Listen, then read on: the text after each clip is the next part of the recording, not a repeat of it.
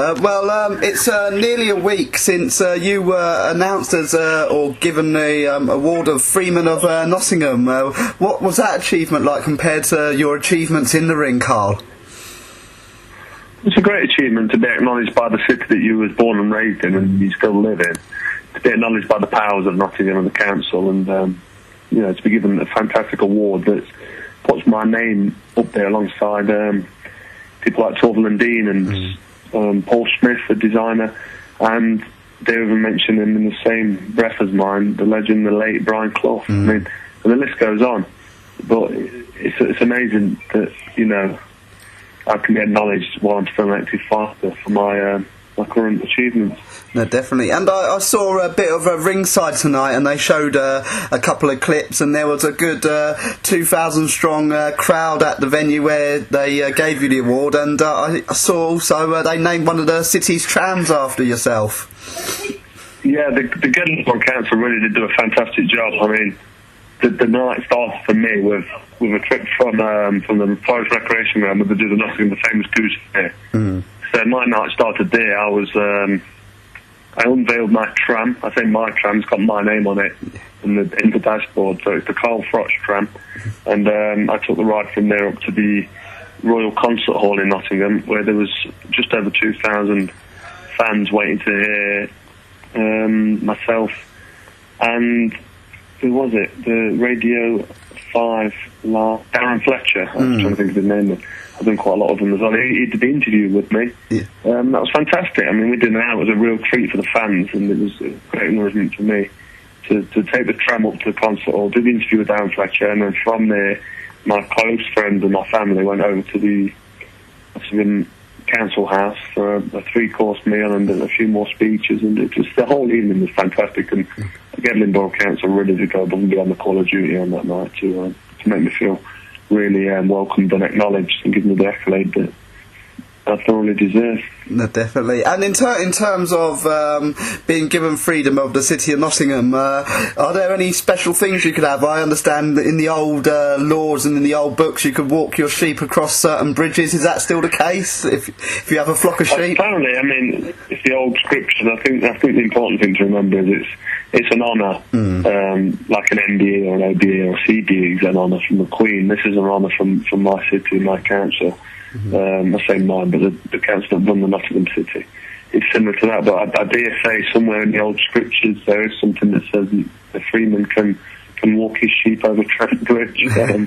But I don't think I'll be taking my sheep for a walk. Have I got any sheep? I'm not sure, actually.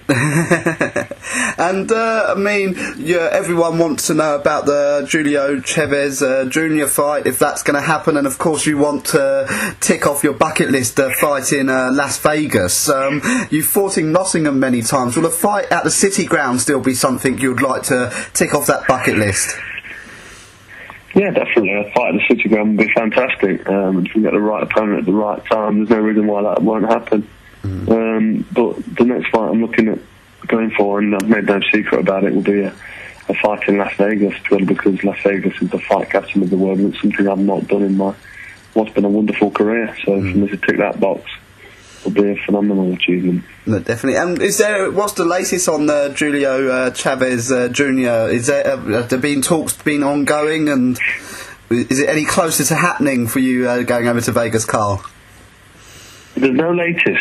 There's nothing changed. What we announced last week that we're waiting for Chavez to get back to us, unfortunately. So I'm not holding my breath, but I'm still optimistic that the fight may happen. Definitely. And I mean, I think it will be great as well, because I think with your popularity is so good in this country, and in terms of what you've achieved and being given the freemanship of Nottingham, it just shows that. And I think you'll be able to take thousands and thousands of people over to Vegas like Ricky Hatton's done in the past.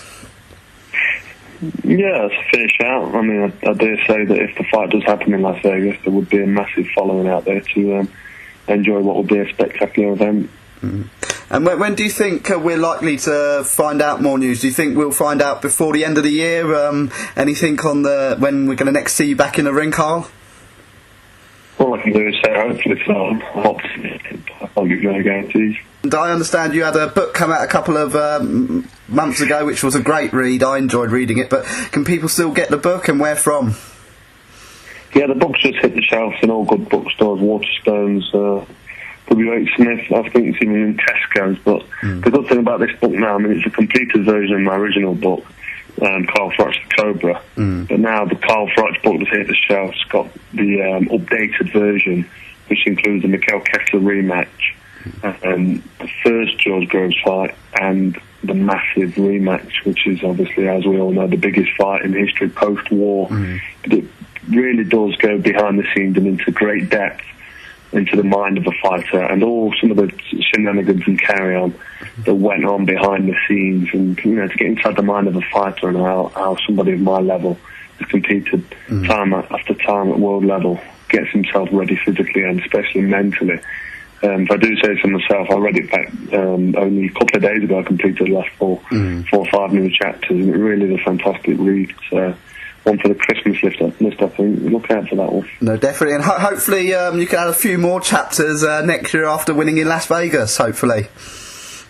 Oh, hopefully. I mean, if the fight with Las Vegas comes off, it's going to be really something to cap what's been a fantastic career for me. Because, like I say earlier, it's one thing that I've not done. I've not boxed in Las Vegas. I've boxed in America a couple of times in Atlantic City, but unfortunately, Atlantic City's not Las Vegas. And obviously we need the right opponent, and at the minute the right opponent is a pay-per-view opponent, which is Chavez Jr. People are talking about Andre Ward. I heard numbnuts tonight, George Groves talking rubbish about, I don't mention Andre Ward. Andre Ward's not fighting. And the TV stations in America are interested in Andre Ward, so it's not a big fight. And the same with Kennedy Golovkin, he's not pay-per-view, so that fight makes no sense.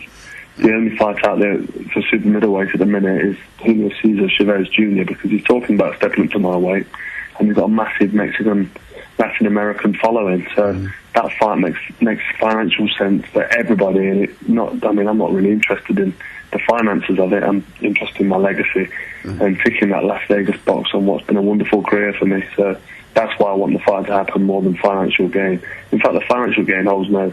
I'm going to say pay-per-view, but it has to be pay-per-view for it to take place, and for Chavez to want to take the fight. I mean, he's got one fight left with Top Rank, his promoter, and they're putting a lot of pressure on him. So hopefully they can get through to him. But he's his own man; he'll make the decision if the fight doesn't happen. Then it'll be a shame for boxing fans, and it'll be a shame for TV broadcasters. But I will happily retire on the back of that last fight that I had with George Groves, because it was such a big fight on a big platform. I retire with a big smile on my face. I'm healthy. Definitely. I've got a wonderful, loving family, and I'm looking forward to spending plenty of time with them. No, definitely. Well, hopefully, like you say, for the fans and for yourself, a trip to Vegas would be a really good way to cap things off. It really would. It's down to Eddie Hearn. He's got to work his magic, and he's worked his magic more than one occasion for me. So hopefully you can pull it out of the bag again. No, definitely. Well, thank you so much for taking time out, Carl, and hopefully speak to you soon. Yeah, definitely. Make sure you go and buy my book, because it's a fantastic read. If you don't get one, I'll send you one, actually, just so you can purchase it. But really is well worth a read. Now Hickman's done a fantastic job writing that. He wrote Ricky Hatton's book, and he's done this one, and he's a great writer, done a fantastic job, so I enjoy that anyway. No, definitely will do. And like I said, hopefully this time next year there'll be a few more chapters in the book. Yeah, hopefully. You never know what's around the corner. No, fantastic. Take care, Carl, and have a good rest of the evening. Yeah, no problem.